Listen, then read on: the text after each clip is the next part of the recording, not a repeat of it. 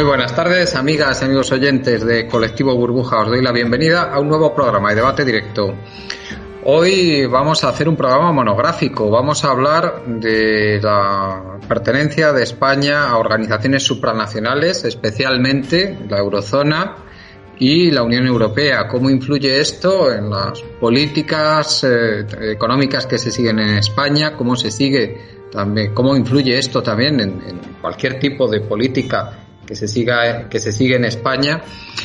¿Qué limitaciones impone a los políticos españoles la pertenencia a estas estructuras supranacionales, y si esto realmente es un problema para implementar políticas pues como las que nos gustaría a los aquí presentes, que son políticas obviamente más orientadas al interés común de lo que son las que se están implementando actualmente. Para este programa contamos con un nuevo invitado, Alex García. Buenas tardes, Alex. Buenas tardes, gracias por la invitación. Gracias a ti por proponer el tema y por participar, obviamente. Alex, eres miembro de RCMMT, eres autor de un libro en defensa del pueblo chino y escribes en una revista que se llama La defensa de la razón comunista. Eres antiguo militante. ¿Perdón? La razón comunista. Perdón, sí, que lo he escrito mal. Escribes para la razón comunista. Eres antiguo militante comunista y ahora estás más orientado a posiciones soberanistas. Si no me equivoco, es así, ¿no? Correcto, sí, he tenido una evolución ideológica, sí. Sí. Y contamos también con Pedro García Bilbao. Buenas tardes, Pedro, que ya te conocen de sobra los oyentes. Sí. Me conocen de sobra e incluso alguno demasiado. Sí, eso parece. Tienes muchos amigos, pero también tienes algunos enemigos, ¿eh? Todo hay que decirlo. Eso es que acierto. En fin, como decía un amigo mío, si agradas a todo el mundo, algo estás haciendo mal. En fin. Bueno, vamos a empezar lógicamente describiendo un poco el marco en que vamos a plantear este debate, que es el de la Unión Europea, el del euro. Y a mí me gustaría, Alex, que nos empieces exponiendo cómo ves tú las limitaciones que tú crees que impone a España la pertenencia a estas dos organizaciones. A mí también me gustaría que habláramos también de alguna organización más, no solo esta, ya que también pertenecemos, por ejemplo, a la OMC, que es muy importante, y alguna más, pero bueno, vamos a centrarnos en un principio en estas dos. Y me gustaría que nos dijeras cómo ves tú la pertenencia de España a estas organizaciones y cómo influye. Adelante. Vale, es complicado, la respuesta es complicada, pero se va a intentar porque afecta a España, y no solamente a España, en varios aspectos, ¿no? Bueno, el problema principal es que la pertenencia a la Unión Europea le ha robado a España la soberanía en determinadas cuestiones, soberanía para hacer políticas de Estado, políticas con una gran P, política comercial, política industrial, política presupuestaria, política fiscal. Incluso la Unión Europea mete sus narices en el modelo territorial tal cual país. Eso se ve en Francia, por ejemplo, pero no solo. Y el hecho de que además estemos en el euro nos perjudica aún más, porque quiero decir, por ejemplo, Polonia tiene su soberanía limitada, pero como todavía sigue con la moneda del zloty y además flota libremente, o sea, no está anclada al euro, pues tiene un crecimiento mayor que el que pueda tener otros países como Italia, España, que desde que entró en el euro su crecimiento es nulo, ¿no? Francia también, desde que entró en el euro, su crecimiento es muy bajo, su déficit comercial se ha profundizado enormemente, aunque bueno, Ya sé que desde la teoría monetaria moderna tener un déficit comercial no es algo malo, incluso es hasta deseable, pero bueno, ahí ya depende de la visión de cada uno, ¿no? De cada economista. No voy a... Luego podemos profundizar más, pero básicamente ese es el problema. Las elecciones son una pantomima, porque cada año la Comisión Europea redacta un programa que antes se llamaba informe de orientación y política económica, ahora se llama más bien Programa Nacional de Reformas, y ese programa se elabora y se impone, básicamente, porque si no se impone luego hay sanciones, y recibe el nombre de recomendaciones, lo que recomienda la Comisión Europea en ese informe, ¿no? Pero a efectos prácticos son obligaciones. Si no se cumplen, luego hay una sanción del 0,2% del PIB. Y eso independientemente de si ha ganado la izquierda, si ha ganado la derecha, si ha ganado el centro, la extrema derecha, la extrema izquierda, es una pantomima. Es decir, que lo único que nos queda es gestionar cuestiones que en francés se llaman societales, ¿no? Es decir, el matrimonio gay, políticas LGTBI, políticas de género, es todo lo que nos queda, ¿no? Voy terminando. La OMC, personalmente, yo no soy partidario especialmente de salir. En la OMC está Cuba, está China, está Vietnam. ¿Sí? La OTAN, por supuesto, que nos pone un problema, en eso todos estamos de acuerdo. Otra cosa es cómo salir de la OTAN, eso puede ser un debate. Y finalmente, el Consejo de Europa, no soy partidario de salir, pero hay una estructura del Consejo de Europa que plantea problemas, que es el Tribunal Europeo de Derechos Humanos, que sí que, no es un problema ahora mismo muy importante en España, pero sí nos plantea un problema, sobre todo de cara, por ejemplo, a expulsar a delincuentes extranjeros. Pero bueno, los problemas que hay en España no tienen por qué ser los mismos problemas de Francia, que es un país que también conozco bien, porque Francia está subiendo el espíritu, o sea, la opinión pública a favor de salir del espacio Schengen, ¿no? España no tiene tanto problema por el espacio Schengen. Entonces, bueno, básicamente es el análisis global, luego ya podemos profundizar. Pues yo creo que como principio de partida, pues para el debate está muy bien lo que has comentado, Alex, y vamos con Pedro para que nos comentes cómo ves tú las limitaciones que impone la pertenencia a la UE y a la eurozona a las políticas que se pueden implementar en España. Pedro, adelante. Bueno, la pertenencia a un marco político y normativo como es la Unión Europea, que es una entidad supranacional muy particular, porque no es un Estado federal ni nada por el estilo, no tiene es una articulación política sui generis, ¿no? Porque por un lado no es un Estado ni una confederación de estados, pero por otro lado tiene una capacidad de influencia interna en los miembros que lo componen que es muy notable, ¿no? Es muy, muy, muy importante, ¿no? Entonces está claro, pertenecer a una estructura como la Unión Europea, pues supone la aceptación voluntaria de sujetarse a unas normas elaboradas no solamente por las instituciones nacionales de un país, sino por instituciones conjuntas, que habría que ver qué carácter tienen, y al mismo tiempo por un juego de mayorías y minorías, no necesariamente democráticas, sino entre los sectores de poder, no ya de las fuerzas presentes en tu propio país, sino a nivel continental. Es decir que, por ejemplo, en el caso concreto de la Unión Europea, pues existe un Parlamento, pero ese Parlamento Europeo pues tiene unas limitaciones en cuanto a las orientaciones y a la capacidad para legislar y para intervenir. O sea, tiene un alcance limitado, ¿no?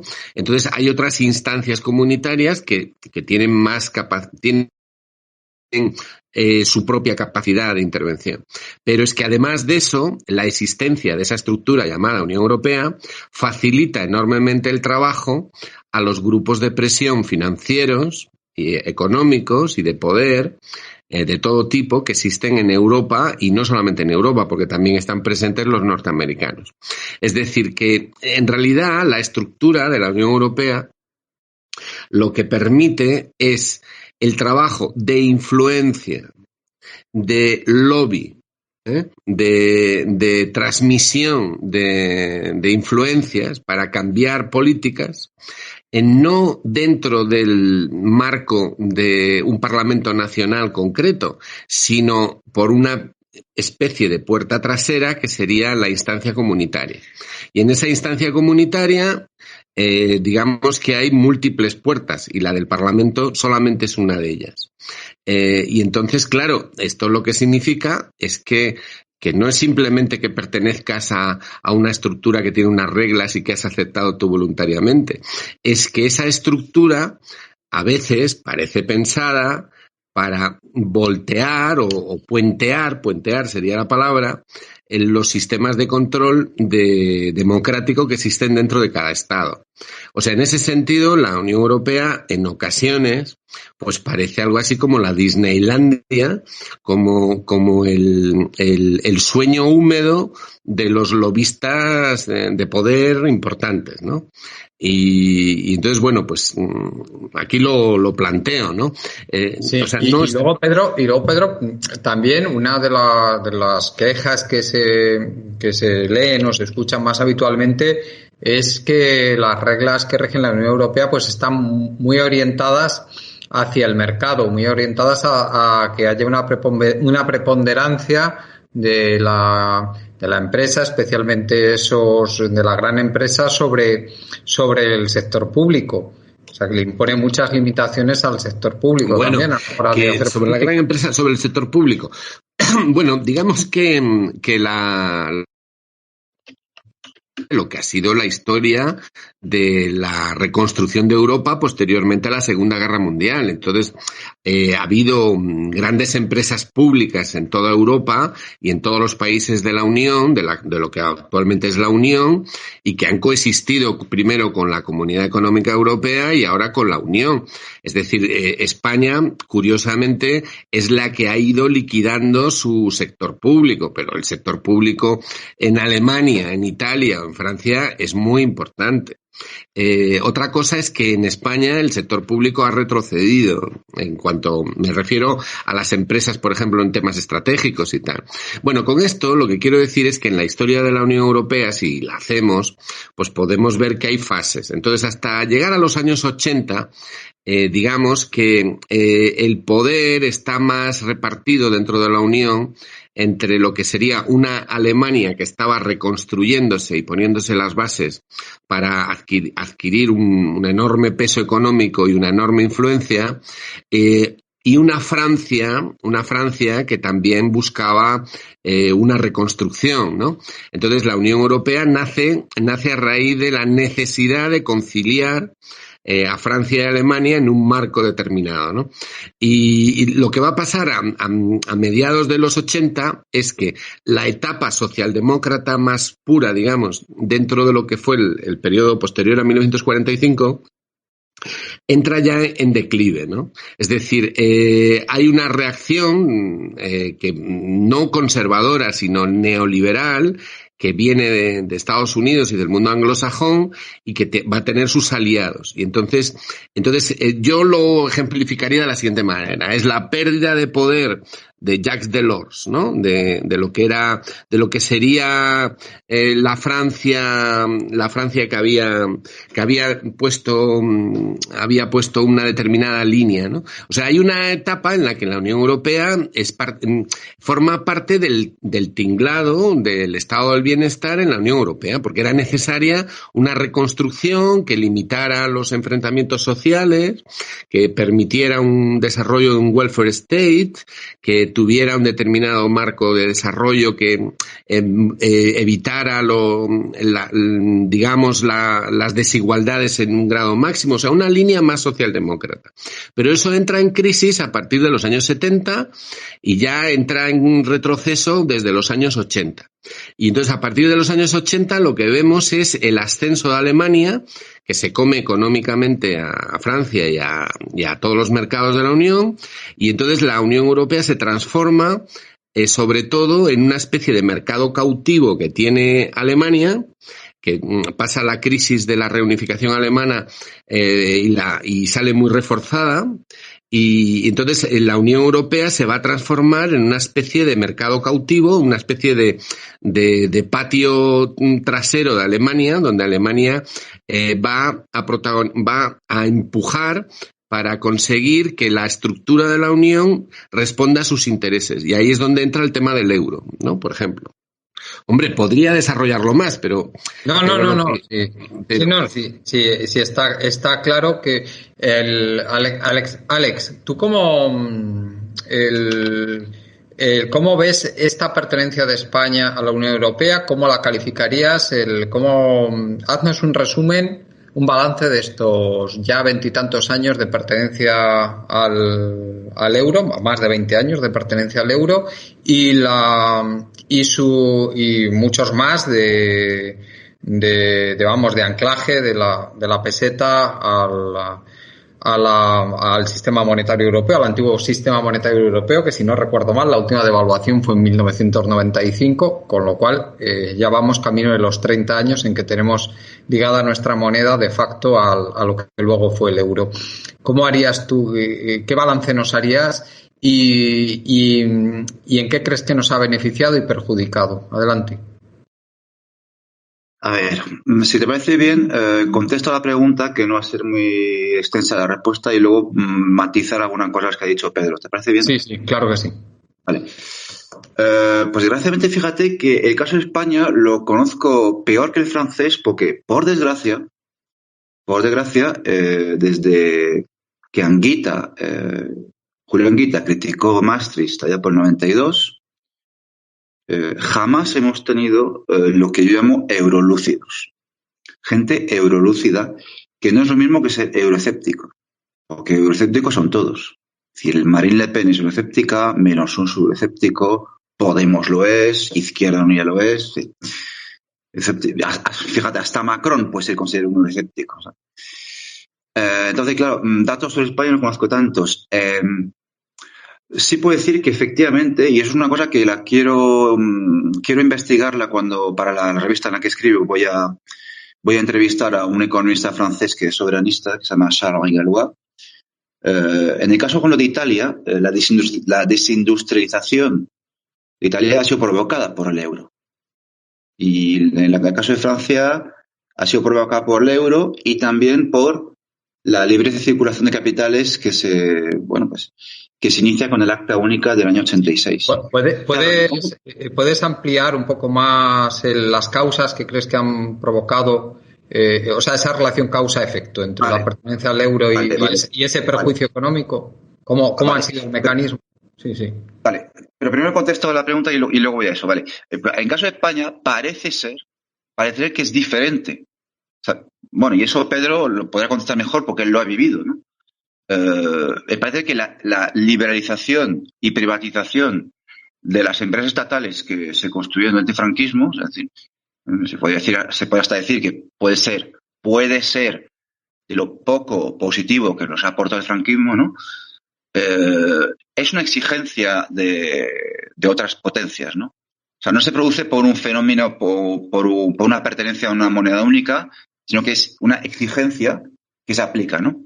Entonces, ahora tú me hablabas de países como Francia y Italia. Pues es muy simple.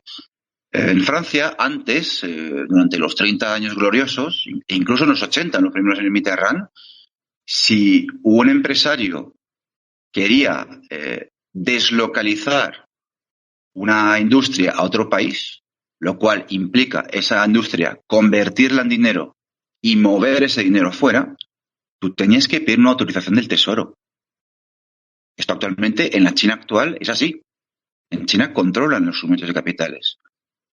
Y a veces el Tesoro público decía que sí y a veces dice que no. Claro, desde el Acta Única de 86, que es lo que inicia en parte lo que se llama globalización, ahora la libertad de circulación de capitales es total Pero no, es que lo que hay que entender es que no ya dentro del mercado común, sino también con respecto a terceros países, ¿no? Entonces, está este factor, ¿no? Y bueno, y la circulación de capitales también va en sentido inverso.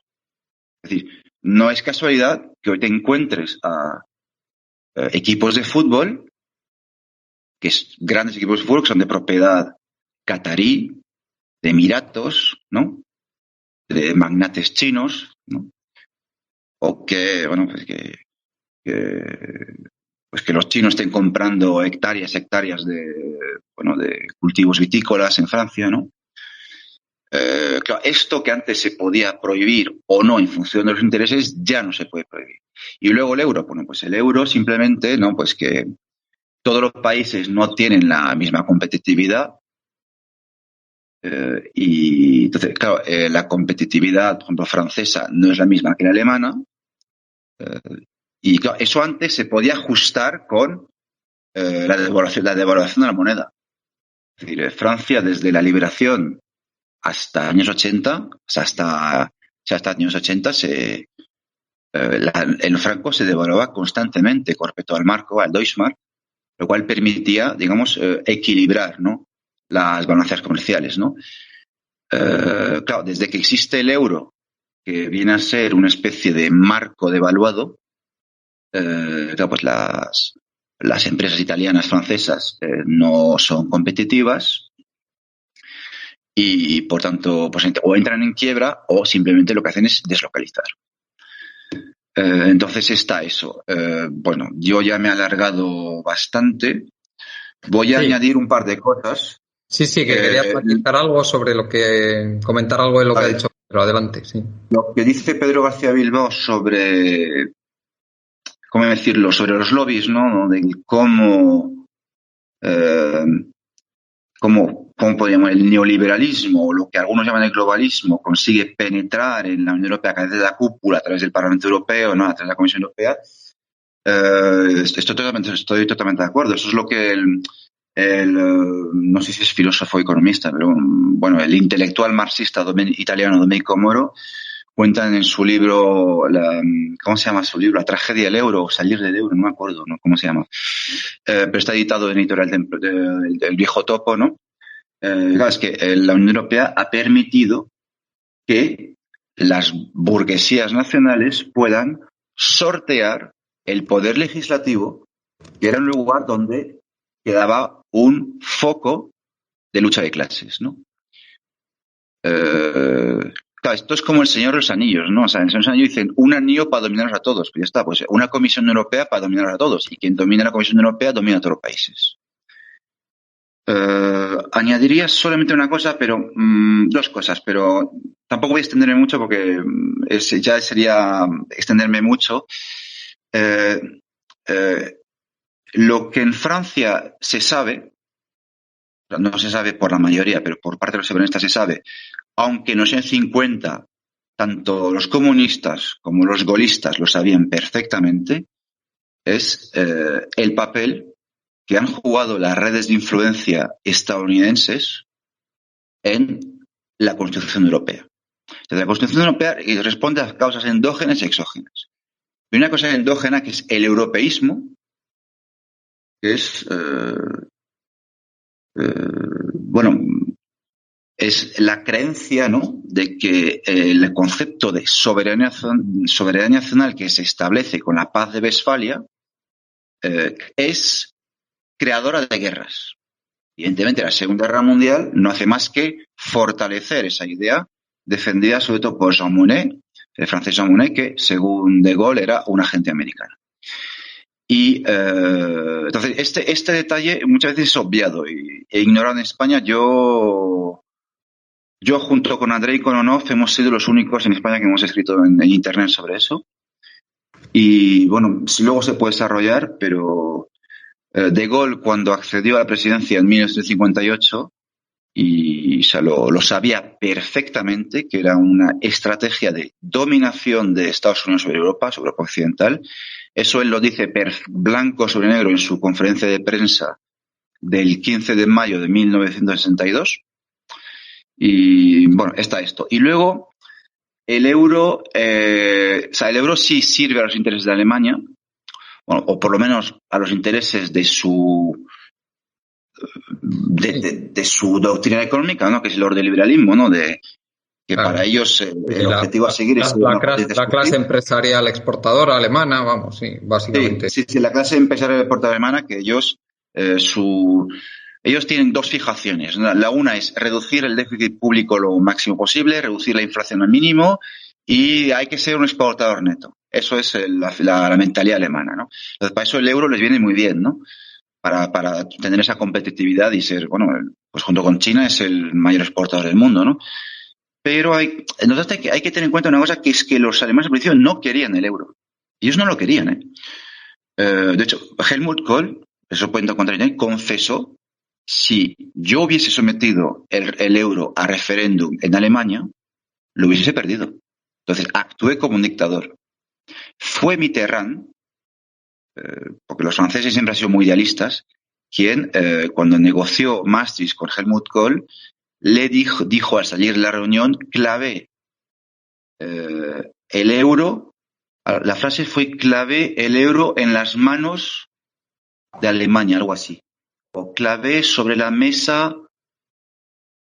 las manos alemanas sobre la mesa del euro. Esa fue la frase, sí.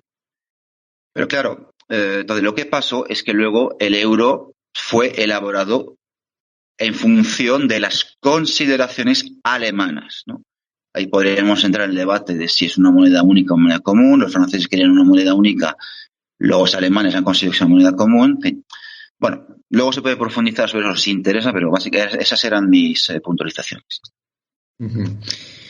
Pedro, tenemos, a mí me gustaría que ahora habláramos un poco de si conviene a España más el estar en estos organismos supranacionales o convendría más una posición más soberana en lo político y lógicamente también en lo económico que nos permitiera implementar otro tipo de políticas. ¿Cuál es tu posición al respecto? Porque claro, para mí esto es obvio que existen unas limitaciones. Yo creo que, bueno, para cualquiera que conozca el tema, pero también muchas veces se aduce que hay unos beneficios por pertenecer a la Unión Europea y al euro. Y luego también hay que tener en cuenta que hay muchos más organismos supranacionales. Tenemos la pertenencia de España a la OTAN, el tema de las bases americanas, tenemos la pertenencia al FMI, a los tribunales internacionales de arbitraje, la pertenencia a la OMC, que nos impone también unas normas muy concretas respecto a lo que es el comercio internacional. Es decir, que pertenecemos a multitud de organismos que nos imponen unas reglas y que, por supuesto, imponen también unas limitaciones. Y detrás de todo esto hay una ideología determinada y por supuesto, quien no pertenece a estos organismos se puede aducir, y con cierta razón, que sufriría unas consecuencias importantes también. Entonces, poniendo todo en la balanza, ¿cuál es tu opinión? Adelante. Pues mi opinión es que jugar en la mesa de los grandes o en primera división, pues es muy complicado si no estás preparado para ello. O sea, el problema no es que España esté en esas estructuras, porque hay otros países que también están y, sin embargo, más o menos van defendiendo sus intereses nacionales. El problema está en que España no necesita estar apuntada a ningún sitio raro para tener problemas para poder ejercer su propia soberanía. Es decir, el problema de España es un problema previo, es un problema que no tiene Francia o que no tiene Alemania, ni siquiera Italia. Es decir, el problema es que España, de lo que procede, en la España actual, de lo que procede es de una dictadura que ocupó todo el centro del siglo XX. Y que troqueló. Un momentito, Pedro, porque yo aquí permíteme que haga un inciso. Por y es favor. Que muchas veces se escucha decir, es que a mí hablando de este tema con diferentes personas, me ha pasado que me dicen, claro, es que nos salimos del euro, nos salimos de la Unión Europea. ¿Y qué? ¿Y lo dejamos en manos de todos estos golfos? ¿El país? ¿Qué crees tú que iba a cambiar? Eso me preguntan a mí. ¿sabes? Bueno, yo lo he dicho de una manera mucho más coloquial, pero sí, bueno. Lo que pasa es que los golfos ahora, perteneciendo a todas estas estructuras, van a utilizar España como marca. Vamos a ver, mira, vamos a poner un ejemplo. Acuérdate de Iberia. Acordémonos del caso de Iberia. Iberia era la compañía estándar española de líneas aéreas, ¿de acuerdo? Era una compañía de representación, un país tiene que tener, un país de primer orden, o aspirante a primer orden, o con ínfulas de primer orden, como quieras.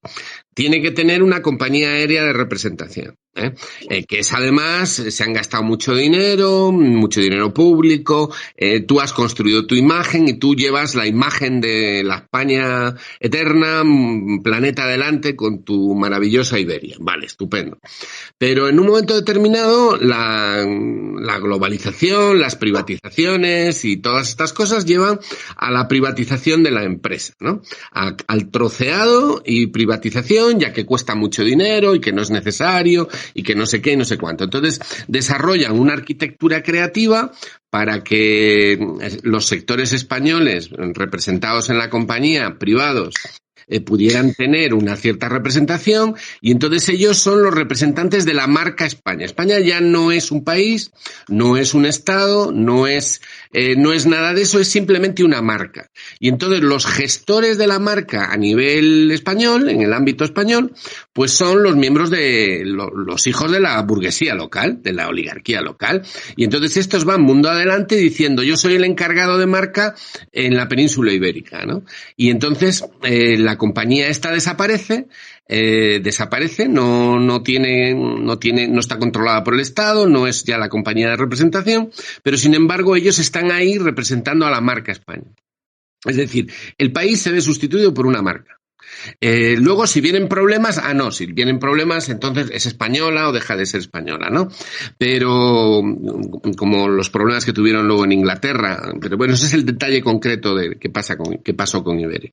Lo que quiero decir es que España no tiene una industria poderosa, no tiene una burguesía nacional poderosa, no tiene un modelo productivo con unas bases sólidas. España no tiene los intereses asentados en su territorio tan potentes como para haber desarrollado pues una burguesía nacional que defienda sus intereses, como en Francia o como en Alemania, y que ahora tienen graves problemas en su enfrentamiento con los anglosajones, y que les ha llevado a doblar la espalda porque tienen contradicciones de clase con ellos, ¿no? Pero España, en ese sentido, lo que no tiene es soberanía política, ni estando a solas siquiera. Es decir, España tiene problemas para controlar el estrecho de Gibraltar, cuando es el único país que está en ambos lados, ¿no? O sea, tiene unas debilidades estructurales y políticas que han llevado a que estos imperialistas fracasados, que hubiera dicho Castelao, tienen básicamente su sistema de dominación volcado hacia el interior, volcado hacia los propios españoles.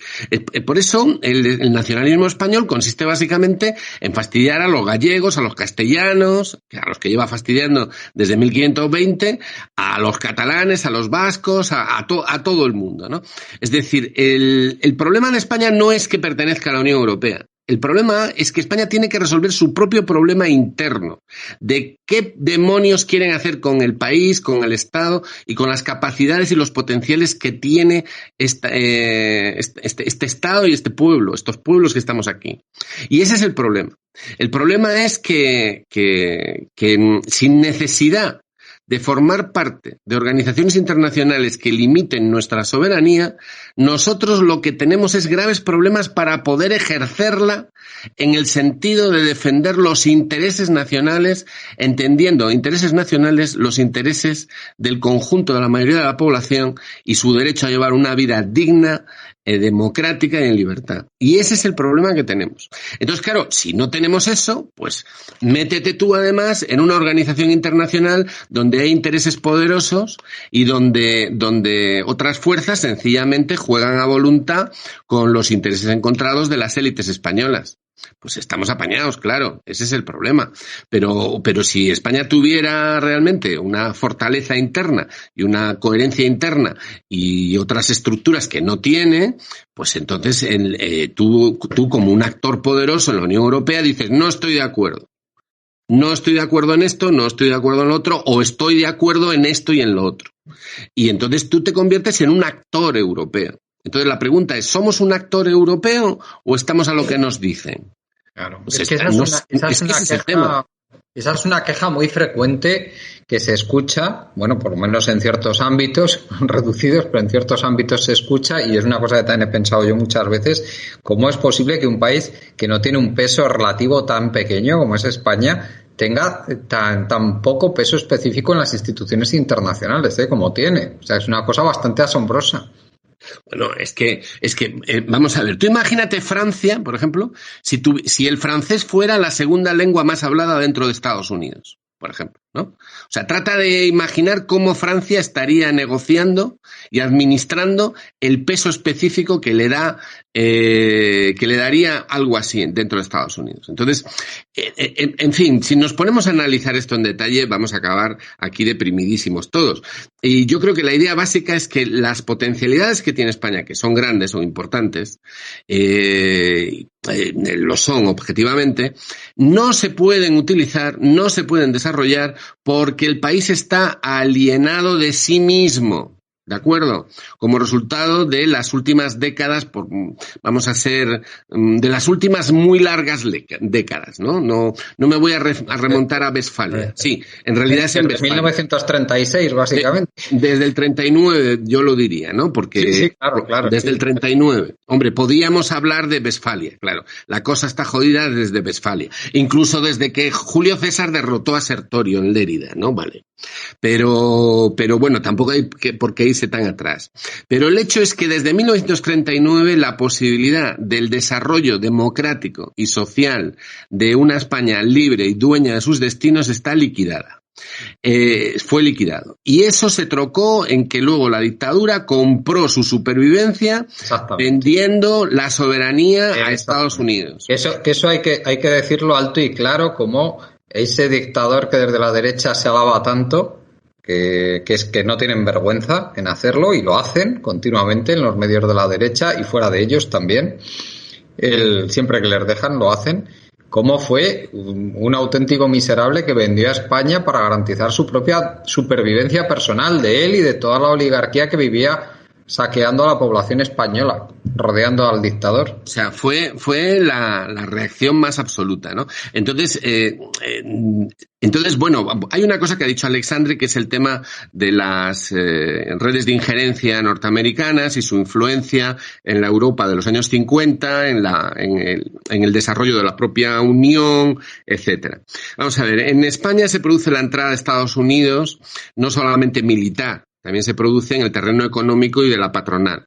Va a ser a finales de los 50, ya con los pactos. Yo fui alumno de Ullastres, del ministro, ¿no? El que firmó los pactos con Estados Unidos, y fue muy interesante escucharle a él personalmente, ¿no? Y ver su punto de vista sobre esto, y tengo buena opinión de él. Bueno, todo lo matizada que tú quieras, pero me parecía una persona que sabía de qué estaba hablando, aunque yo no estaba de acuerdo con él. Bueno, pero vamos a ver. En España, la entrada a partir del año 60, vamos a poner, de las estructuras de poder empresarial y del software, todo el software de formación de la patronal española, todo el diseño de la patronal española, la reforma de las élites industriales y financieras españolas, va a tener una enorme influencia norteamericana, porque se van a instalar en masa y van a tratar de formar ellos a las élites o a los hijos de las élites del sistema financiero y del sistema industrial español. Entonces, claro, lo primero que les sobran son un montón de cosas y necesitan otras. Eso va a ocurrir en España, pero ocurre también en la Unión Europea. En Francia en concreto, en los 50, hay una inversión enorme, gigantesca de Estados Unidos para tratar de reconducir, reestructurar, troquelar a las clases dirigentes francesas y a la clase patronal y a la clase empresarial y financiera francesa, ¿no? Eso en Francia. con todo lo que significa Francia, y tienen un notable éxito, y van a tener un notable éxito. Lo que pasa es que, bueno, la situación interna en Francia es distinta, los tiempos son diferentes, pero Macron, ¿quién demonios es? ¿O qué significó la entrada de Sarkozy, por ejemplo? Pero bueno, ya vamos a ver, a primeros de los años 60, Francia, por ejemplo, renuncia a emitir deuda para directamente el Estado, para sufragar la actividad del Estado, las inversiones o el gasto, lo que fuera, ¿no? Es decir, y se obligan a sí mismos a hacerlo a través de la banca privada, por ejemplo. Es decir, hay una serie de transformaciones que han ido poco a poco, que han ido llevando a que el Estado democrático, o el Estado del bienestar, o el Estado que tenía o bien de la tradición republicana con un contenido social, o bien construido o ideado por los socialdemócratas, ese Estado entra en colisión con los intereses del capitalismo norteamericano de posguerra, que lo que desea es transformar y cambiar las estructuras de Europa. Entonces se ven obligados a aceptar el hecho de que el Estado social y el welfare state van a existir con fuerza en Europa, porque la situación política interna de los países es distinta. Pero en un momento determinado, poco a poco, todo el software norteamericano de influencia se va a desarrollar y se va a instalar. Entonces, eso va a tener consecuencias muy graves en el tema de la soberanía, es como algo que entra dentro de un sistema y lo acaba transformando, ¿no? Y bueno, no quiero extenderme en esto, pero la Unión Europea es verdad que ha tenido ese componente, sobre todo desde la entrada de los británicos, ¿no? Entonces, eso ya acabó reforzando esas tendencias. Pero bueno, yo lo que decía es algo muy sencillo. Una cosa es la película europea. ¿Y qué pasa con la Unión? Y si la Unión es una trampa o deja de serlo. Bueno, la Unión es una trampa alemana, en el sentido de que la forma actual que tenía la Unión Europea hasta hace 5 minutos era la de ser una estructura montada según los intereses del motor industrial de la Unión, que era el capitalismo alemán. El capitalismo industrial alemán, y que ha tenido sus momentos de choque y de roce con la deriva financiera del capitalismo anglosajón. Entonces ahí había pues un choque, ¿no? Ya no era solamente el tema del capitalismo renano contra el capitalismo manchesteriano, porque en Manchester había fábricas también. No, era otra cosa. Es decir, hay un libro de primeros de los 90 que se llama Capitalismo versus Capitalismo, que es de un autor francés, Michel Albert me parece que se llama, donde esto lo analiza muy bien, las dos líneas, ¿no? La línea del capitalismo financiero respecto del capitalismo industrial. Entonces la Unión Europea ha tenido esa doble cuestión, y luego ha supuesto primero la decadencia del modelo socialdemócrata, la sustitución por un modelo muy centrado en los intereses industriales exportadores de Alemania, que ha necesitado el euro, pero también desertizar industrialmente la periferia europea. Y entonces ahí, pues ahí han venido muchas cuestiones. Luego, cuando el sistema financiero anglosajón entra en crisis en 2008, pues entonces todo el sistema de crédito con el que se basa la Unión Europea para poder comprar los productos alemanes, pues entró en crisis. Pero la crisis viene de Estados Unidos, y entonces Alemania trata de defender sus estructuras apretando el cinturón a los europeos e imponiendo políticas de austeridad para asegurar que la banca alemana pueda cobrar los créditos y la deuda con la que los países europeos están financiando su actividad, porque una de las consecuencias de la línea seguida es que los países de la Unión dejaron de financiar su actividad con impuestos en gran medida. No es que lo dejaran al 100%, pero digamos que la opción impuestos se fue deteriorando a partir de los 80 y sobre todo empezó a financiarse con deuda. Pero esa deuda tiene al final alguien que la cobra.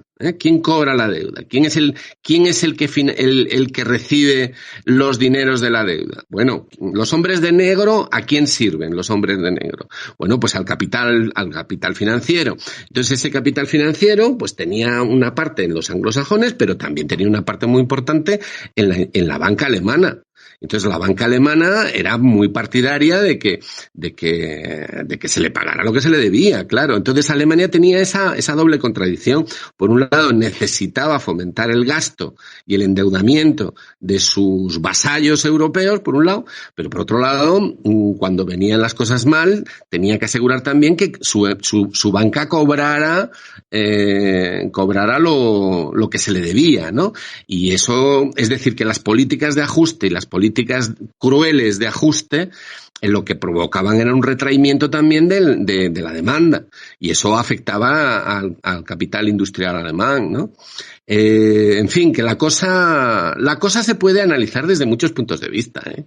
Y no es tan sencillo como decir, es que estar en la Unión Europea nos quita soberanía, pero si nosotros ya no teníamos soberanía sin estar en la Unión Europea, por favor. Bueno, creo que ha sacado un tema muy interesante también Pedro ahora con estos problemas internos que tiene España. Alex, no, supongo que querrás comentar sobre esto y que también querrás comentar otras cosas. Adelante. Es que Pedro ha hablado de muchas cosas, la verdad que bastante interesantes, ¿no? De muchas, pero es que ¿podrías concretarme la pregunta? O sea, sobre todo, a mí me gustaría que comentaras también sobre el tema este de esos problemas internos que tiene España y que también le limitan mucho las políticas que se pueden implementar. Vale. Sí, y cómo todo eso interacciona de una forma bastante, sinérgica, por decirlo suavemente, ¿no? Sinérgica con la pertenencia también a la Unión Europea y al euro. Vale, sí. Entonces, sí, a ver, puedo coincidir en que España no tenía soberanía desde antes de entrar en el mercado común en el 86 y en la Unión Europea en el 92, sí. Pero claro, es que el problema es que, ¿cómo decirlo? Vamos a poner el ejemplo de otro país, ¿no? Otra vez voy a citar a Francia. Supuestamente la señora Le Pen quiere defender más los intereses de Francia en Europa, en concierto de las naciones, pero claro, ella quiere permanecer en la Unión Europea y entonces claro, es que no podrá, es que si ganase las elecciones, que es cosa que jamás va a ocurrir, pero supongamos que las gana un día, es que no podrá implementar su programa, simplemente no podrá. Porque habrá una multitud de problemas. Es decir, primero, si desobedece, habrá sanciones. Si no quiere pagar las sanciones, entonces lo que harán en la siguiente etapa es ir al Tribunal de Justicia de la Unión Europea de Luxemburgo, además de que cualquier ciudadano podrá ir a un juzgado diciendo, oiga, mira, es que esta persona no respeta la Constitución, simplemente, o sea, no respeta un tratado. O sea, habrá miles de problemas y entonces, bueno, pues estaría por ver si él o esa ella o cualquier otro, o sea, el señor Zemmour, por ejemplo, o el señor Mélenchon es un real disidente y convoca un referéndum para preguntar si se debe o no estar en la Unión Europea o si simplemente pues se doblega, ¿no? Syriza en Grecia, bueno, es verdad que se dice, ¿no?, que Alexis se llama Tsipras, estaba cercano a redes del señor George Soros, ¿no? Pero bueno, que en Syriza no estaba solamente Tsipras, había gente más honesta, ¿no? La que era presidenta del Parlamento y otros, ¿no? Pero bueno, el tema es que si es que el señor Tsipras o no haya sido un traidor es irrelevante. Es que esta persona, desde aquí yo me acuerdo, yo estaba en el Partido Comunista de España en aquella época de 2015 y me acuerdo que el periódico El Mundo Obrero publicó un titular poniendo el fin de la austeridad. Cuando Tsipras ganó, si no me recuerdo, creo que fue en febrero de 2015. No me acuerdo si fue enero o febrero, me suena que fue febrero. Claro, en la medida en que Syriza era europeísta, quería desarrollar un programa, pero manteniéndose en la Unión Europea, manteniéndose en el euro, pues no pudo hacerlo. Entonces, claro, es que es un doble problema. Es decir, vale, en el caso de España, o sea, puede que España lleve mucho tiempo sin ser un soberanista. Pero es que además, es que aunque hubiese alguien que quisiera defender más los intereses de España, liberarse de la tutela de la Unión Europea de Estados Unidos, es que no podrá hacerlo. Es que no podrá. Es imposible. Claro, es que la cuestión sería encontrar a alguien que haya estado en el establishment y que de pronto vea la luz, ¿no? Se dé cuenta de qué es esto y quiera realmente hacer algo que tampoco es que sea la revolución, ¿no? O sea, es que simplemente, bueno, pues que España sea una democracia, que sea un país soberano, donde que elabora sus propias leyes, que controla sus fronteras, que simplemente... Bueno, y con todo lo que implica ser una democracia, es decir, gobernar para el interés del pueblo, que ahí está, nada más y nada menos. Entonces, claro, yo no niego que efectivamente yo he leído los libros, ¿no? O sea, Soberanos Intervenidos, ¿no? De Garcés. Sí, de Garcés. ¿no? He leído ese tipo de libros, evidentemente, de España, claro, pero por los dirigentes que hemos tenido. Si Francia ocurre igual. O sea, el pueblo francés, o sea, os lo digo, la mayoría del pueblo francés, o sea, más de un 50% de los franceses, de izquierdas y derechas, quieren, como mínimo, salir del comando militar integrado de la OTAN. ¿Qué pasa? Que tienen los políticos que tienen. En España hemos tenido los políticos que hemos tenido. Entonces está ese problema y, bueno, se ha hablado, ¿no?, del nacionalismo español que hace la puñeta a otros nacionalismos. Claro, ahí sí que puedo ser más polémico al decir cuál es mi opinión. Yo creo que si un día estuviéramos en la tesitura de, no sé, de confrontar con la Unión Europea o convocar un referéndum de salida de la Unión Europea, esos nacionalismos periféricos, vasco, catalán o gallego incluso, bueno, yo que sé, andaluz o canario, yo que sé. Claro, en la medida en que esos separatismos, su objetivo, quitando, por ejemplo, las CUP, ¿no? Pero todos los demás, su objetivo es ser una nación dentro de la familia europea, pues esos separatismos nos van a nos van a sabotear, eso es lo que van a hacer. O sea, lo que van a hacer es aliarse con el enemigo, van a ser colaboracionistas, eso es lo que van a hacer. Entonces, claro, yo creo que no se puede ser complaciente con ese tipo de separatismos, ¿no? Claro, lo que hay que demostrar es que se puede ser un patriota español sin que necesariamente estés asociado al franquismo, a la caspa, ¿no? No sé si me explico, ¿no? Es una tarea difícil, pero bueno, yo creo que... Había en la Segunda República el patriotismo jugaba un papel fundamental en el discurso de la mayoría de políticos de la época. Pedro, sabes mucho más que yo de todo eso. Yo he terminado, yo creo que no me equivoco, y tú también, ¿verdad, Alex? Sí, yo ya he terminado, ¿eh? Sí, no, pero que evidentemente... No, sí, claro, por supuesto. Por supuesto, o sea, el discurso del Partido Comunista de España durante la Guerra Civil, o sea, importante, durante la Guerra Civil, no antes, pero durante la Guerra Civil, el discurso de José Díaz, de Vicente Uribe, es patriota español, E incluso si lees a Vicente Uribe es de no simpatizar en absoluto con los que en plena guerra quieren desgajar partes del territorio, claro. Bueno, Pedro,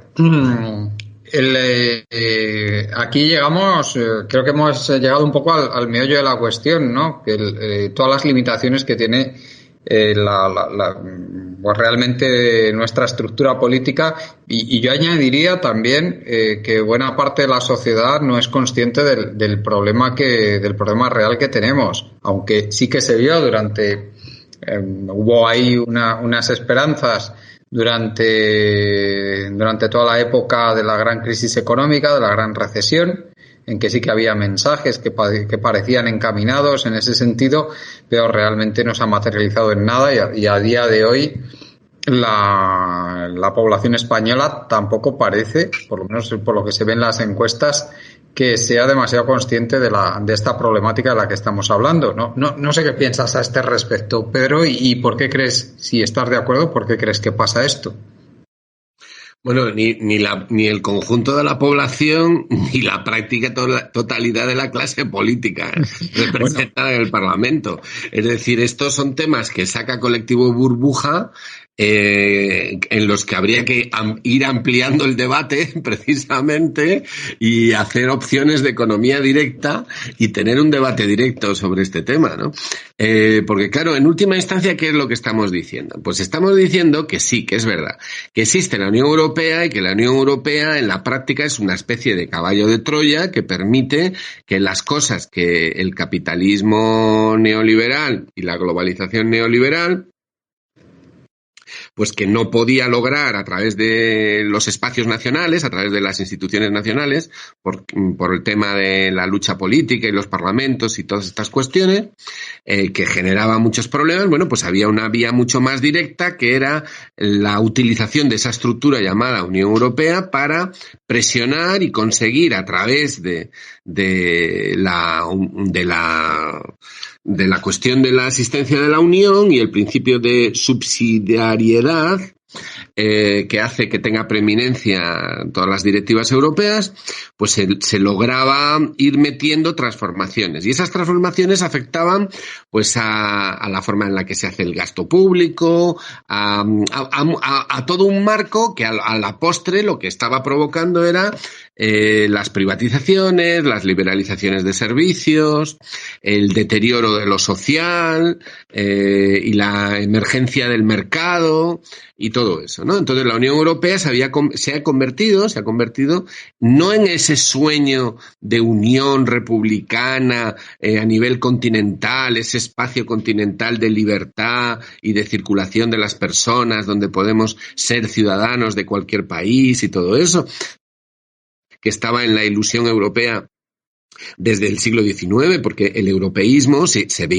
vio desde finales del XIX como una manera de evitar los enfrentamientos bélicos, los enfrentamientos entre europeos que acababan provocando la muerte siempre de los mismos, del pueblo, de los trabajadores, del proletariado y de la gente, que eran porque hubo una época en la que existió una conciencia de clase que atravesaba fronteras nacionales, ¿no?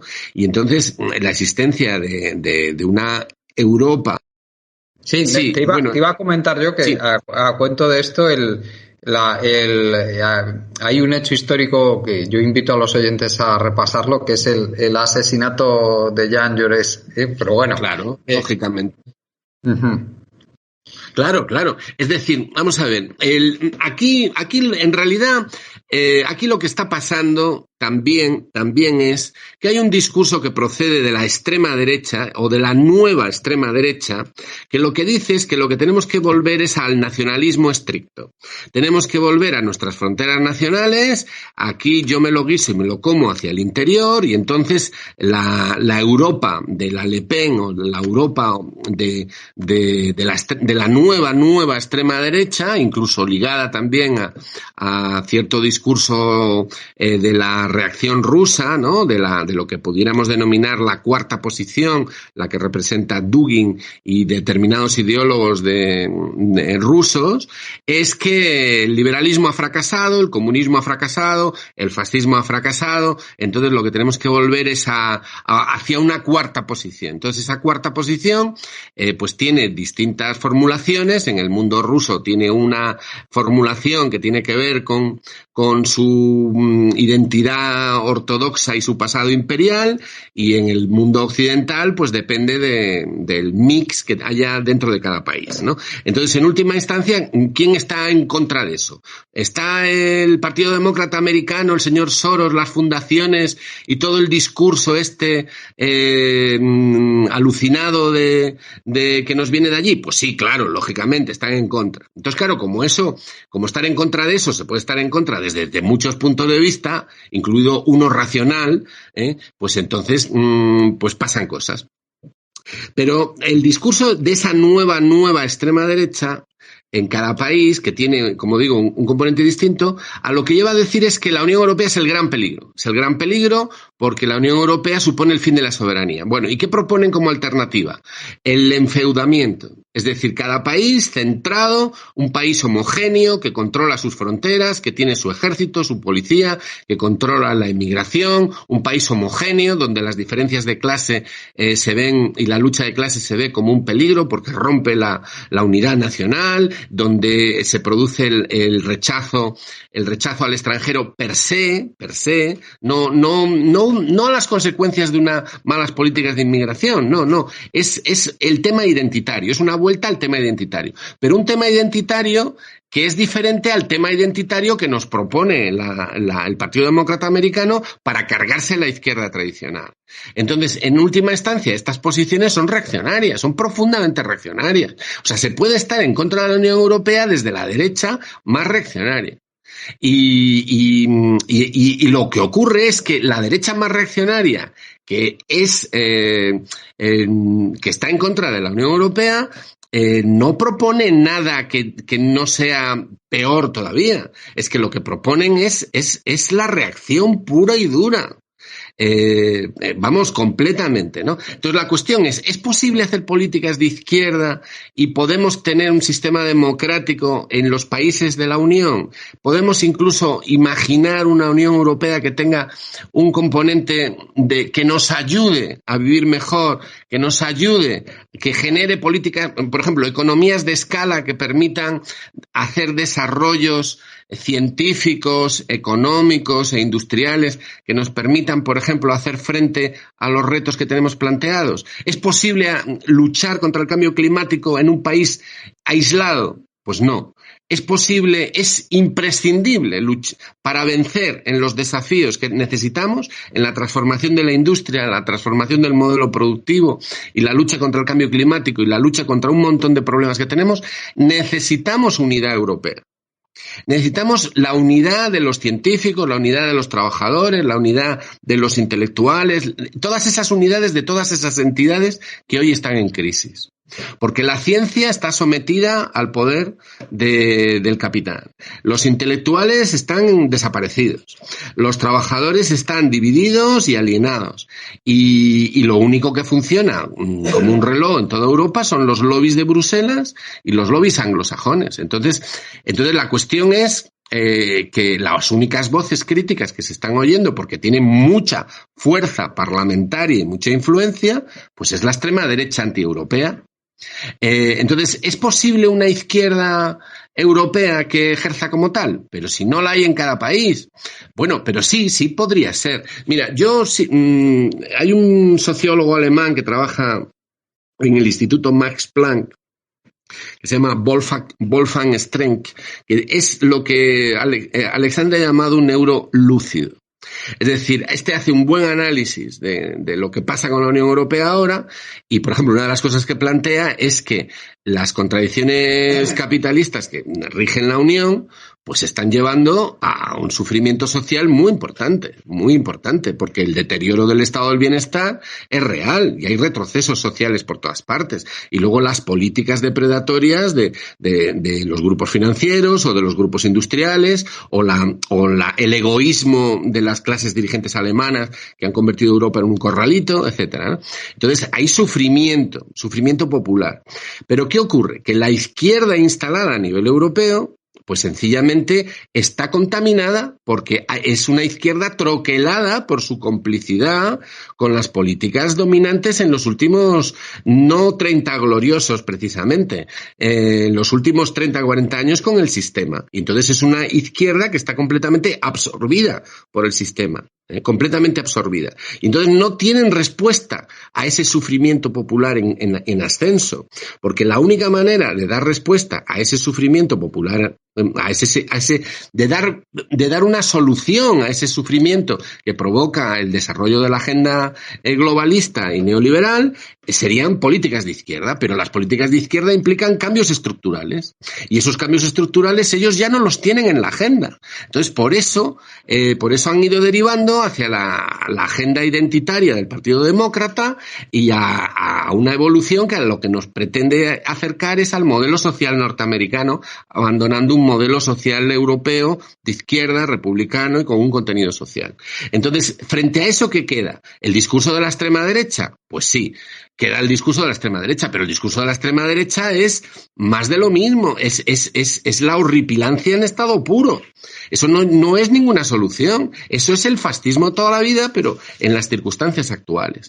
Y frente a esto, ¿qué? ¿Frente a este panorama, qué? Bueno, pues ahora ha estallado lo de Ucrania. Estados Unidos se ha impuesto a Alemania y a Francia y nos llevan directamente al suicidio, ¿no? Porque toda la quimera europea se basaba en que Alemania podría mantener su modelo productivo y su corral europeo durante el periodo de transición energética, colonizándonos a todos con el hidrógeno, etcétera, etcétera. ¿Y ahora qué pasa? Pues que Estados Unidos ha dicho que no, que de ninguna manera, porque eso implicaba una cierta conexión con Rusia, y entonces han decidido volar los puentes. Y entonces, en este momento, Europa se queda completamente en el aire, completamente a punto de ser sacrificada y ante un abismo delante de sí. Y entonces todo este debate que estoy intentando sintetizar, que no es fácil, pues se ha quedado obsoleto, porque la amplitud del abismo que tenemos delante es tan grande que tenemos que sentarnos y ver exactamente qué hacemos. Sí, porque desde luego muy interesante esto que has introducido, Pedro, este planteamiento de que lo que está ocurriendo es sencillamente que los Estados Unidos han decidido que no se va a producir esa conexión entre Alemania y Rusia, o entre la Unión Europea y Rusia, que como nos has dicho que era necesario para hacer esa transición energética. ¿Y qué nos queda a partir de ahora? Porque desde luego el panorama es de lo más negro que se puede uno imaginar. Alex, llevas ya un ratito que querías intervenir. Te paso la palabra. Adelante. Vale. Voy a comentar una serie de cosas de las que ha hablado Pedro, y ahí sí que anuncio que tengo que mostrar una discrepancia bastante fuerte, ¿no?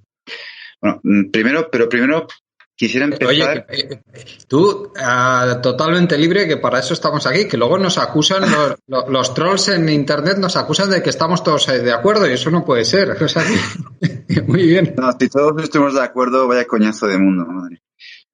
En fin, no. Es que te lo tengo apuntado ahora en el móvil en un bloc de notas. Quería explicar yo por qué soy un crítico radical del europeísmo. Primero porque el europeísmo, sobre todo a partir de Maastricht, porque antes con el mercado común todavía había un marco nacional, bueno, con alguna política supranacional, pero que no era muy relevante, pero a partir de Maastricht se instaura la supranacionalidad, y entonces eso ya es un atentado contra un principio que para mí es sagrado, que es el de soberanía nacional. Y fijaros que en Francia hay idiotas conspiranoicos, ¿no? Que dicen que, bueno, en mi opinión, ¿no? Que dicen que el confinamiento de las mascarillas es un horror porque atenta contra la libertad, que es un principio, que es un absoluto, ¿no? Eso lo dice Florent Philippot, que es el antiguo número 2 de Marine Le Pen. Aprovecho para decir que ese hombre no es en absoluto de extrema derecha, pero no, la libertad no es un absoluto, perdón. La libertad siempre está condicionada, igual que la igualdad e igual que la fraternidad. En cambio, la soberanía es un absoluto.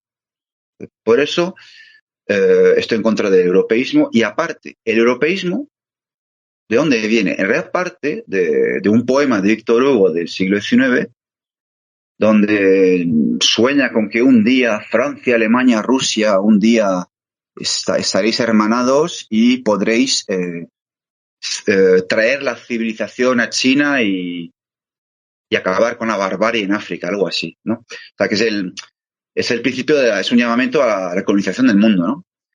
Entonces, el europeísmo parte de la premisa de que hay países de primera y países de segunda.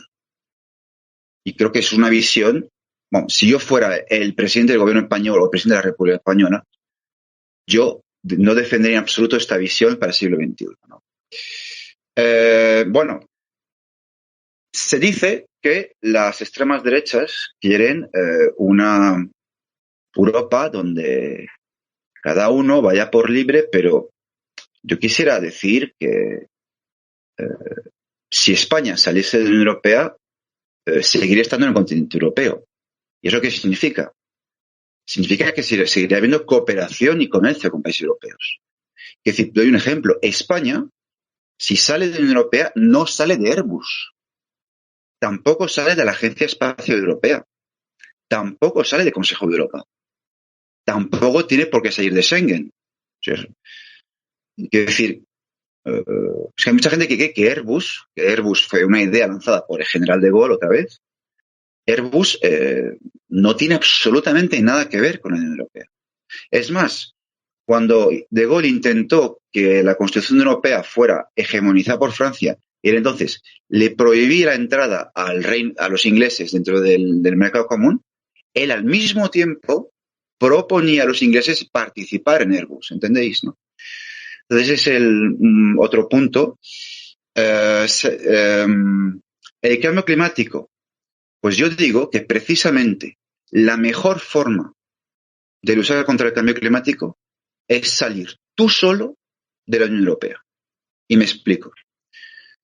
En Francia, por ejemplo, hay un soberanista francés que también fue consejero económico de Marine Le Pen, que se llama Philippe Muir, otra vez más, que no tiene absolutamente nada de extrema derecha, es un golista.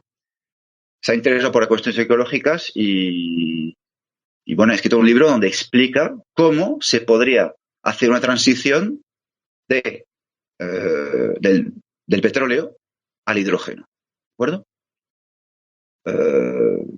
Aparte de mantener la industria nuclear, por supuesto, que en España se están destruyendo las centrales nucleares, lo cual me parece una locura.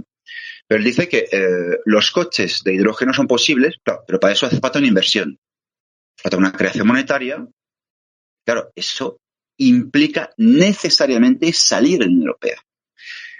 Y el país que haga eso y muestre a la comunidad internacional que eso funciona, arrastrará a otros países. Esto es un poco como el tema de, después de la revolución bolchevique, el debate sobre el socialismo en un solo país o la revolución permanente, ¿no?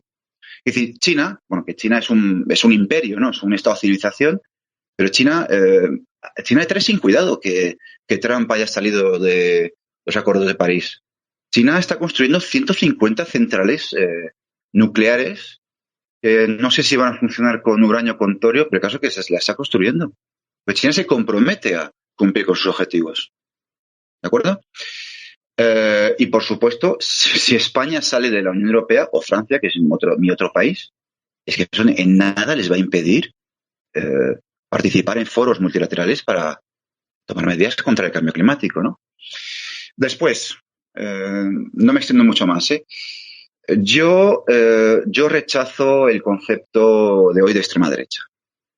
Es decir, primero porque la extrema derecha no existe, sino que no existe en un sentido unívoco, sino que existen las extremas derechas.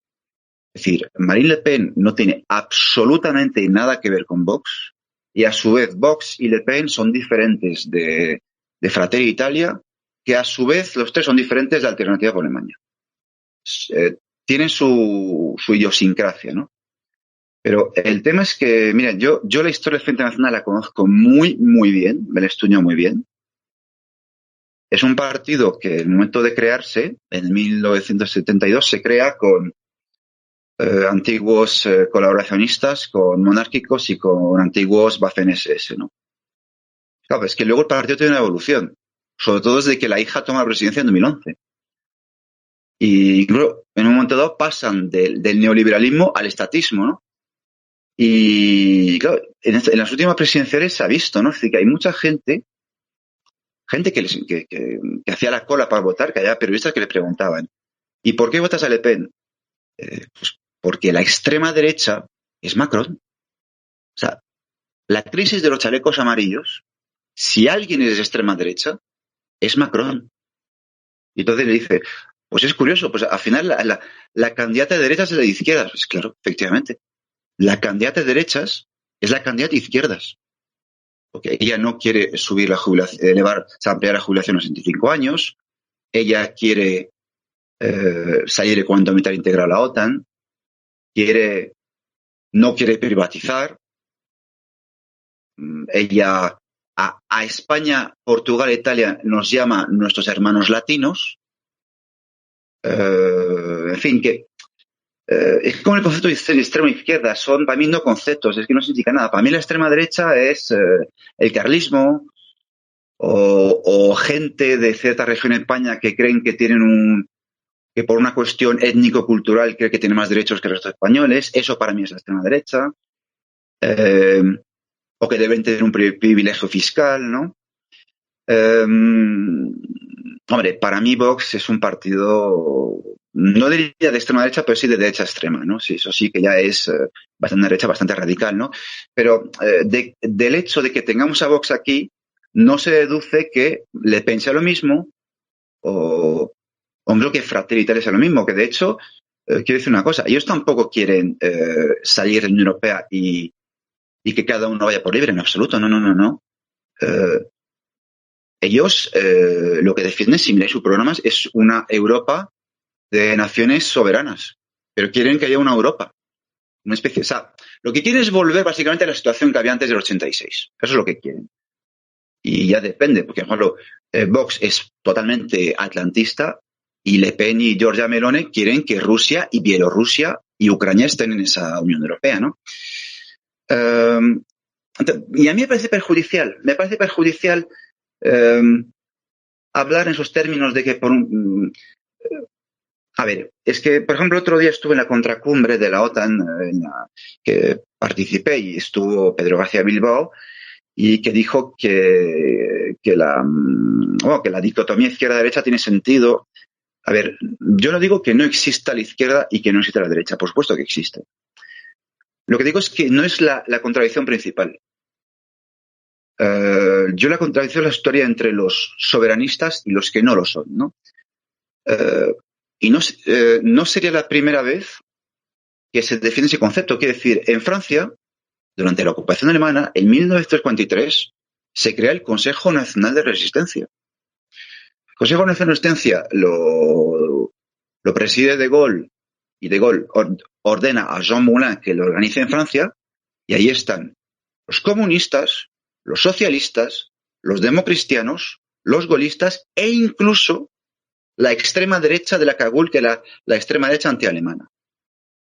Y pactaron un programa, el programa, ¿cómo se llama? El Programa Nacional de la Resistencia. Pues eso de nacionalización de la banca, nacionalización de los servicios públicos, libertad de prensa, todo ese tipo de cosas. Que no, o sea, que el correo postal sea privado, ese tipo de cosas, ¿no? ¿Y por qué digo todo esto? Porque es que yo creo que si un día hay un empuje, vamos a decirlo, nacionalista, pero nacionalismo en sentido positivo, o sea, en sentido político, no en un sentido étnico, no en un sentido alemán del Volkis, ¿vale? Nacionalismo entendido como Constitución de Cádiz, vamos, para explicarme, ¿no? No nos va a quedar más remedio que pactar con gente que no opina como nosotros sobre muchas cuestiones. ¿Por qué? Porque una salida de la Unión Europea por la izquierda es que es imposible. Es imposible. No reúnes una masa social suficiente para eso. Mira, y con esto ya termino. En 2005, en el mayo de 2005, creo que fue el 29 de mayo, en Francia, los franceses votan mayoritariamente que no al proyecto de Constitución Europea, que al final nos lo impusieron igualmente, porque ahora se llama Tratado de Lisboa, ¿no? Pero lo que en su momento se llamó Constitución Europea fue rechazado por los franceses por un 55%. Pues de ese 55%, el 35% era electorado de izquierdas y otro 20%, creo, era electorado de derechas. En fin, ya no me extiendo más, pero eso es lo que quería decir, que un último apunte. ¿Me oís, no? Sí, perfectamente. Vale. Un último apunte. Claro, yo es que soy medio francés y sigo de cerca la política francesa. Pero es que el tema es que en Francia hemos tenido el gaullismo e incluso tenemos unas condiciones antropológicas que hacen que los franceses no sean muy partidarios del todo privado, ¿vale? Eso se remonta a San Luis, Luis IX, que por cierto que era hijo de Blanca de Castilla, una española. Y además de eso tuvimos el gaullismo. Es decir, no existe una derecha, o sea, hay mucha derecha en Francia que no es neoliberal. ¿Vale? Que es liberal, pero al mismo tiempo es estatista. No sé si me explico, ¿no? Claro, en España tenemos el problema de que toda la derecha está completamente sometida, colonizada mentalmente por los Estados Unidos. Y por eso en España tenemos a gente como Juan Ramón Rayo y tenemos a lumpenes, youtubers lumpenes, ¿no? que defienden el anarcocapitalismo, y eso son cosas que en Francia es que no existen, o sea, es que no existe. Y no sé cómo será en otros países como Italia, Alemania, no Portugal, pero claro, tenemos ese problema en España, ¿no? Pero yo insisto, es que no vamos a salir en Unión Europea por la izquierda. Eso es imposible. O sea, es lo que creo, a mi modo de ver, ¿eh? Ya termino. Muy bien. Pues Pedro, ya llevamos 1 hora y 20 de programa. Creo que, a no ser que quieras añadir algo más, podemos ir acabando, pero bueno, puedes extenderte lo que quieras, por supuesto. Bueno, tranquilos que no me voy a extender. Bueno, estamos teniendo un debate que es muy interesante, pienso, y que necesitaría ser muy matizado y habría que explicitar muchas cosas que no se han explicitado.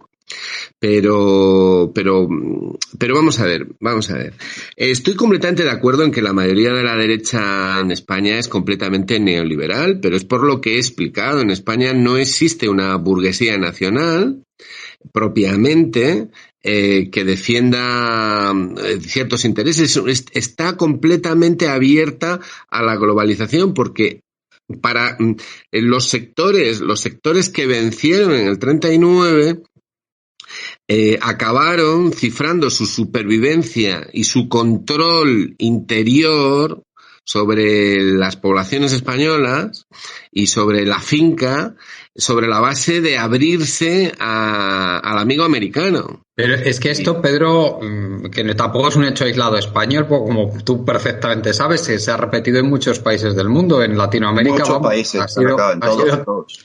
Bueno, pero yo estoy comparando España con su entorno. Sí, claro. Que es el que más me preocupa. Por ejemplo, podría ser muy interesante analizar exactamente qué es lo que pasa en Italia. Italia es otro ejemplo de soberanía limitada. Lo que pasa es que Italia tiene una ruptura con el fascismo, al menos legal, ¿no? Y también social en gran medida, a partir del 45 vía liberación a través de los norteamericanos y la resistencia, ¿no?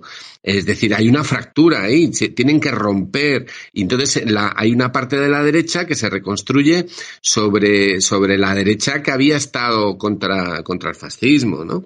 Entonces eso en España no existe, Entonces el hecho aquí es que aquí la cosa oscila entre los neoliberales en distintos grados de alucinamiento mental, digamos, ¿no?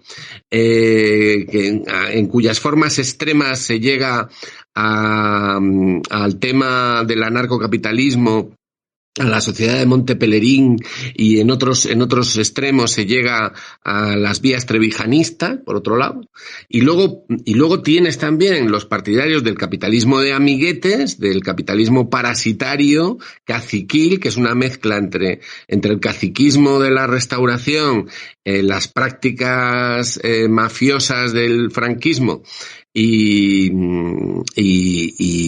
esa línea, ¿no? Y luego, por otro lado, el neoliberalismo globalizado, digamos, ¿no? Entonces, la derecha española en ese sentido no tiene ningún sentido nacional. O sea, no tiene ningún sentido nacional. Y el único discurso nacional que tiene es, actualmente está en manos de los que está, ¿no? De esta versión extraña y rara y alucinada de Vox, y bueno, no me extiendo más con eso. O sea, el problema de España es que es un verdadero drama la situación que tenemos, ¿no? Porque el país está por estructurarse en ese sentido, estructurarse democráticamente, ideológicamente. Entonces, la ausencia de un discurso nacional, pues es que es palmario. Es muy sencillo. Cuando se renunció a la República, se renunció a España.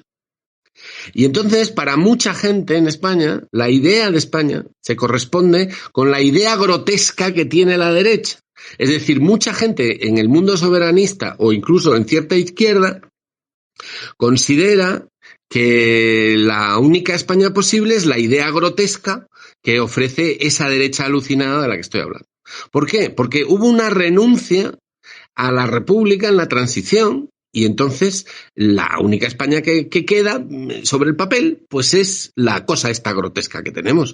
Y entonces eso hace que mucho independentista de aquí o de allá coincida con la derecha española en su idea de España. A unos les encanta y los otros la aborrecen. Pero es que eso no es normal. Es que eso no es normal en absoluto. Eso es un país que está completamente desquiciado. Entonces, frente a eso, hay voces minoritarias, pero que tendrían apoyo, que son las voces que plantean las cosas de otra manera. No. O sea, es posible una identidad española democrática y porque existe una tradición de lucha por las libertades desde hace mucho tiempo. Es decir, se puede reconstruir, se puede pensar una España democrática, fraterna, donde que respete los derechos de todos y de todos los pueblos y de los trabajadores, y que ocupe un lugar en el mundo. Perfectamente. Entonces, ¿ahora qué pasa? Que hay gente que procede de la izquierda que ha mamado la renuncia a la República, y entonces ahora descubren España. Y entonces, ¿qué ocurre? Que se nos hacen rojipardos, ¿no? Se nos hacen rojipardos. Y entonces descubren que España es muy importante, y que el nacionalismo es muy importante, y la soberanía es muy importante. Vale, muy bien. ¿Y entonces qué ocurre? Pues acaban generando monstruos. El atardecer de la razón acaba generando monstruos. Dice, pues mire, está todo inventado ya, Está todo inventado ya hace mucho tiempo, Hace muchísimo tiempo. Entonces, el resultado es leña a la República y al proyecto republicano de una España republicana, democrática, fraterna y solidaria. Ese es el resultado. Entonces, así no vamos absolutamente a ninguna parte. Tenemos que reconstruir la idea de la República, restituir la República, y ese es el camino para conseguir un Estado que ocupe su lugar en el mundo y que nos ayude entre todos, a sobrevivir. Y esa lucha es una lucha que va a necesitar el apoyo de mucha gente. En ese sentido estoy de acuerdo con nuestro compañero, con Alexandre, incluso personas que no piensan como nosotros, pero con las que podamos coincidir. ¿Y por qué? Porque las unidades, como se forjan, es en la lucha. Y cuando se lucha contra enemigos parecidos o comunes y se vence, esa unidad es indestructible. No estoy yo aquí defendiendo la unidad como concepto puro y neto, no, estoy defendiendo el resultado de haber luchado juntos frente a enemigos comunes para conseguir cosas y deseos y objetivos que son compartidos. Entonces, cuando se vencen esas luchas, o simplemente cuando se lucha, es cuando se forjan cosas que merecen la pena. Y esa es la idea de la República Española en este momento. ¿Que está muy lejana? Pues sí, claro que está muy lejana. Pero lo que no van a hacer algunos es llevarnos al campo ni de la vieja, ni de la nueva, ni de la extrema derecha, ni de la nueva extrema derecha, ni de ninguno de los avatares de las nuevas derechas. A eso no nos van a llevar. No. Y a quienes desde posiciones de izquierda ahora están descubriendo España, bueno, pues tengo que decirles que eso está descubierto hace ya mucho tiempo. Pues yo creo que ya te despido, Pedro. Muchas gracias por tu participación, como siempre. Si nos quieres dar alguna referencia para seguirte. Me tenéis en sociologiacritica.es y en Twitter con mi nombre. Gracias, Pedro. Alex, si quieres comentar algo más antes de ir terminando. Vale, sí. Voy a empezar con otra discrepancia. Yo también, bueno, es que además Pedro me conoce, porque yo he sido militante del Partido Comunista de España, marxista-leninista, que a su vez estaba en la plataforma de Acciones por la República, de cual, si no me equivoco, Pedro era el presidente. Entonces yo defendí el discurso republicanista, ¿no? Y que quede una cosa muy clara, yo soy republicano, o sea, es que solo falta, o sea, yo nací en una república, evidentemente soy republicano. Me puedo equivocar, porque solamente me pueden contestar con argumentos, pero es que fijaos que yo ahora estoy en una posición y tengo que estudiar Derecho Constitucional, y es que no me parece que sea una necesidad inmediata recuperar la República. Porque, me explico, es que yo soy republicano, pero yo por motivos totalmente opuestos a lo que alegan los que hacen la manifestación del 6 de diciembre, del 14 de abril, ¿no? No porque la monarquía sea o sea, el rey tenga demasiado poder, sino porque no sirve para nada. Es decir, es un tío que sirve para, en fin, coger un boli y creo que promulga, ¿no? Y las leyes, ¿no? La promulga y rectifica, ¿no? Corregidme luego si me equivoco, ¿no? Y luego creo que tiene un papel para nombrar al candidato para ser presidente del gobierno, en fin. Pero bueno, es decir, es mucho menos poder que el presidente de la República Italiana. Que el presidente de la República Italiana, Sergio Mattarella, él puede decir que un ministro no le gusta y que no se pone. Eso Felipe VI no puede hacerlo. Entonces, ¿pero qué consta? Yo soy republicano por este motivo. Después, ahora bien, otra cosa es, si un día estuviéramos en la tesitura de salir de la Unión Europea y nuestro jefe de Estado nos trata de obstaculizar, entonces ahí sí se le corta la cabeza, por supuesto. O sea, le cortan. Pero es que yo creo que sinceramente que si el rey se metiera realmente en política, es que se proclamaría la república al poco tiempo. Sinceramente lo creo, porque sería tal la reacción social que, o sea, la animadversión contra la monarquía, que al poco tiempo se proclamaría la república. O sea, así es como lo veo yo, ¿no? O sea, yo creo que el problema principal es eso, no tenemos la soberanía. No podemos hacer política, no podemos. Porque las competencias han sido transferidas a Bruselas. Y Luxemburgo para lo que es el Tribunal de Justicia de la Unión Europea, ¿no? ¿Qué más quiero decir? Bueno, termino diciendo que una cosa que no entra en los cálculos de muchos euroescépticos y eurolúcidos es que hay que ser realistas. Bueno, primer punto. La Unión Europea terminará colapsando por dos motivos. Porque el euro va a explotar. Tarde o temprano. No hemos tenido tiempo de hablar de eso, pero, es decir, resumo. el Banco Central Europeo querrá bajar la inflación. Luego se puede debatir sobre si realmente, Eduardo Garzón nos explica que realmente no es la creación de dinero lo que crea inflación, sino que es al revés, sino que es la inflación lo que lo genera creación de dinero. Eso es teoría monetaria moderna, pero el caso es que los eurotecnócratas no son defensores de teoría monetaria moderna. Entonces ellos van a tener que parar la expansión cuantitativa. Es una hipótesis.